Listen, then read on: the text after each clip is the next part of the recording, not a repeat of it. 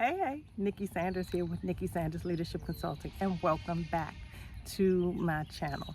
Now I'm going to start with a question. What does a corporate executive powerhouse, a soft leadership coach, and a 14-year-old teenage girl have in common?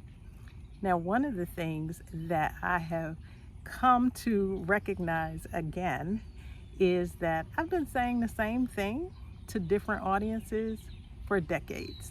When I first started my business, the Teen Toolbox, I was working with teens and teens in foster care on life skills.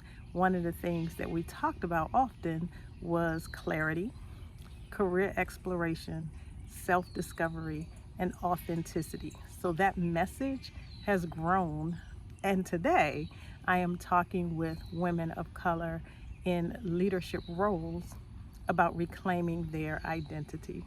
So what do those things have in common? The movie Baby Boom. So 14-year-old me was absolutely attracted to the same things that I am teaching and attracted to today. One of my favorite movies, still to this day, is Baby Boom. That movie came out in 1987 when I was 14 years old. It's Diane Keaton. She was this corporate marketing executive powerhouse. J.C. Wyatt was her name. She was living in the city. She had the job, she had the apartment, she had the reputation, she had the wardrobe, right? She was the tiger lady. That's what they called her, the tiger lady. She was always in control. She was always performing. She was always producing. She was what women wanted to be in 1987. She had gotten everything that the men had, right? And she was holding on tight to it. She was in a relationship that looked good on paper, right? But when she got the news that a gift was coming her way and that gift was a baby from long lost relatives, she decided to become a mother and keep the baby. Her partner decided that wasn't what he wanted, because they had agreed that they were not going to have children, that their careers were the things that were the most important. So once she made the decision to keep the baby, her life started to turn upside down. Things started to unravel. Her relationship ended. Things started to suffer at work because she was looking for child care, that she didn't trust the child care. She was bringing the baby to work. She was missing assignments. She was trying to do all the things because she had been used to doing all of the things. And it didn't work because it's not possible to do all of the things. Now, prior to getting the baby, she was always driving out to the country looking at this house that had been for sale. So after things turned upside down, when she decided that motherhood is what she was going to embrace, she lost her job. She wanted to get out of the city. She was embarrassed, and she moved into that country house. Now, everything in the house was falling apart. She went through her savings, like all these things happened. But in the slow pace, the slowing down, the quiet of the country, she was able to reconnect with herself. She had run out of money, but what she didn't run out of was her own creativity, her ingenuity, her talent, her skills, her experience. And she did what she does. She had an apple orchard, so she took what she had and she turned it into baby food. So she started making homemade applesauce. And she was making it out of necessity, but she was also making it because what else am I going to do here? And in that, she started bartering and selling it in like the general store. And a city couple came in and they thought it was so cute, and they bought all of these jars of the baby food. And so that sparked something in her, right? Because again, she was used to producing and doing, but she had also been asking herself, what is next?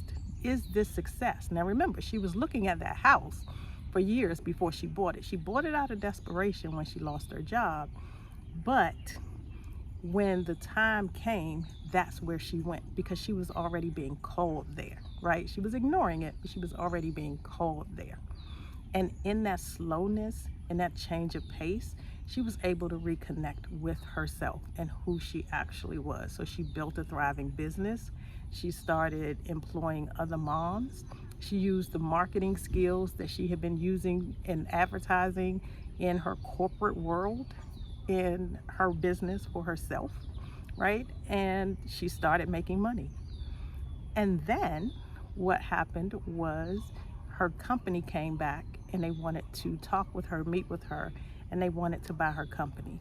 And she said no, right? She's like, no, if I can get it here and you want it, then I can take it there, because I was the one that was working and doing all of the things, even for you. So I'm going to do what works for me. She had created a business that fit her lifestyle, her values, her schedule, the future that she wanted to create for herself. Now, isn't that just like, now we're talking about 1987, a movie in 1987, but that is so similar to the journey that so many high performing women of color are on even today in 2025. They're burned out, they've been doing all the things, they're asking themselves, like, is this success, right? Really? This is it? This is all? They're exhausted, they're overworking, they're overfunctioning, and it doesn't always look like things falling apart. Sometimes those things are falling into place. The breakdown can really be a breakthrough. And so if you're on that journey and you're wondering, is this all there is?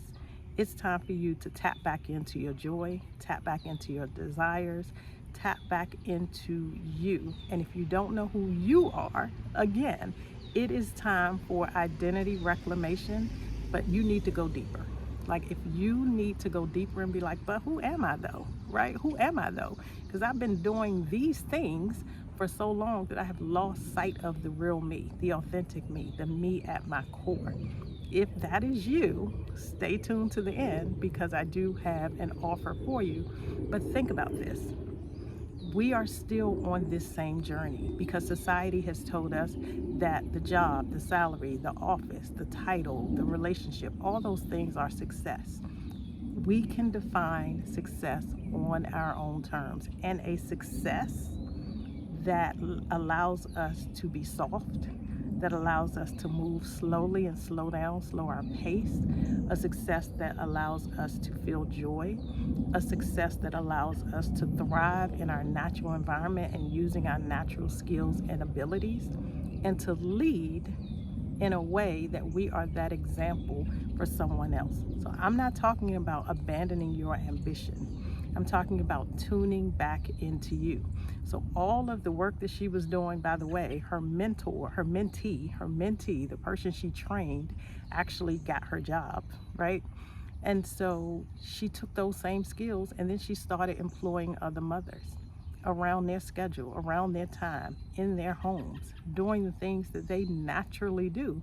And she brought more income, not just to herself, but into that town, into her community. Again, things may seem like they're falling apart, but sometimes they're falling into place. So keep moving. If you're moving, you are looking at, like, I'm still functioning, like things aren't that bad, right? And oftentimes they may not be that bad, but they can definitely be better. And so we make the mistake of telling ourselves that things aren't that bad, instead of saying how, or focusing on how good things can be. So instead of saying, well, it's not that bad, it could be worse, think, it could be better, a lot better, a whole lot better. And I deserve that better. You deserve that better. So the end of the movie, if you haven't seen it, right, she gets a relationship. She and the veterinarian are the youngest single people in the town. And so they start dating. Her business takes off and is thriving. And she's happy, right? She's paid. She has the lifestyle that she wants. Now she has a relationship and a family, and she has all the things, right? Including what society said that success is, but she has it where she wants it, in Vermont. So where is your Vermont? What are you going to do? You don't have to wait until life implodes or there's some huge shakeup in order to tune back into yourself, in order to reclaim your identity, in order to let the things that you desire come to the surface, and stop suppressing your own desires and needs. You deserve it. So here's what I want you to do. If you are ready to lead with softness, you are ready for your soft girl era, you're ready to tap back in and tune into your joy, into your authenticity, if you are ready for a life of liberation that feels good and not just looks good on paper, I invite you to sign up for a power hour, 60 minutes with me, an identity reclamation session. And during that time, we're going to focus on your wholeness, we're going to focus on burnout recovery, and we're going to focus on what liberation and success means to you, because you can have sustainable success. So subscribe. We're going to keep talking about liberation and burnout recovery and soft leadership and what success for us means individually, our authenticity, our desires, our joy. We are going to create this sisterhood virtually here. So subscribe. I also would love to know if you've seen Baby Boom. Tell me what it is about the movie that stuck out to you the most, or tell me what it was about what I said about the movie and this journey that stands out to you the most. So I would love to know that as well. So NickiSanders.com, signed up for your identity reclamation session. Like, comment, share with your sister friends. Leave me a comment, and I'll see you in the next video. Bye.